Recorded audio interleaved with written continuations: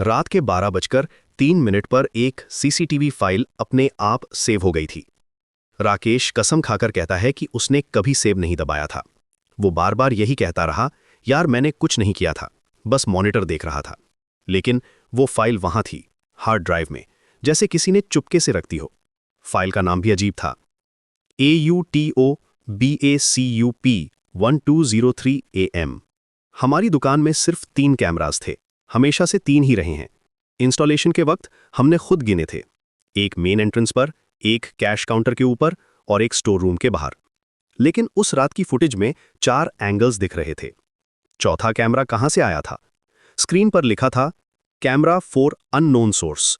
ये देखकर हमारी सांस फूलने लगी। राकेश ने कहा था, ये तो इम्पॉसिबल है, हमने तो कोई चौथा कैमरा लगवाया ही नहीं।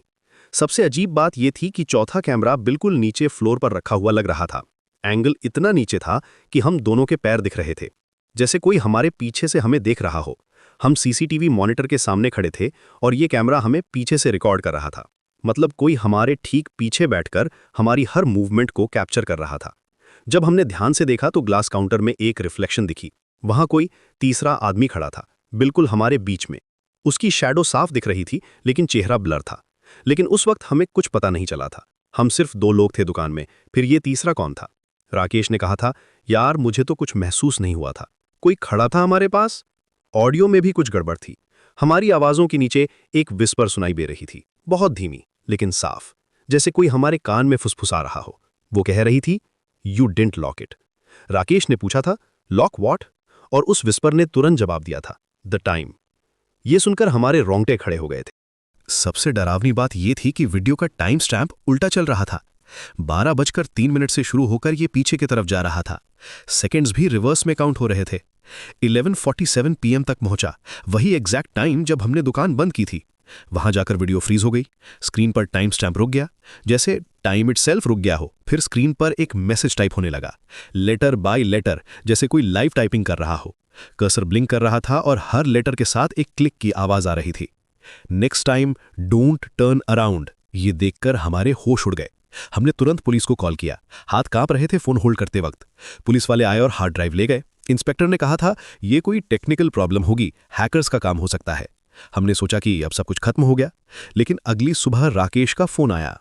वो रो रहा था, उसकी आवाज में पैनिक था। उसने कहा कि उसके फोन की गैलरी में एक नई वीडियो आ गई है, रिकॉर्डेड एट 12:03 AM टुनाइट। उस वीडियो का थंबनेल देखकर मेरी जान निकल गई।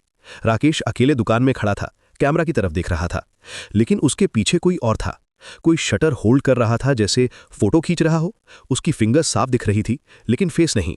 हमें समझ आ गया कि जो भी ये था, वो अभी भी हमारे साथ था।